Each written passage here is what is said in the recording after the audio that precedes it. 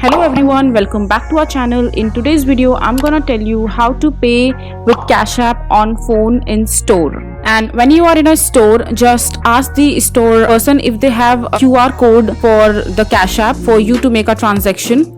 And then you can scan the Cash App to pay at the store, and it's possible that the store has a QR code that you can scan from your Cash App, or you can either ask the store person to tell you their cash tag so that you can enter that cash tag while making a payment in store. So the first thing that you will need to do is open your Cash App on your mobile phone. All you need to do is on the home screen just enter the amount that you want to pay to the store person.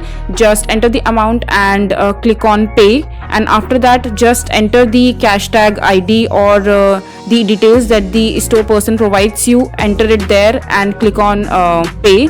And if that store has a QR code, just simply go to your home screen and click on the scanner at the top left corner of your mobile screen, and just click on it and scan the code that the store person provides you. And once you scan it, and after that all you need to type is your cash pin to confirm the purchase, and that's it. And this is how you will be able to pay with Cash App on phone in store. If you find this video to be helpful, make sure to like it, and don't forget to subscribe to our channel for more such informative videos, and I'll see you the next time.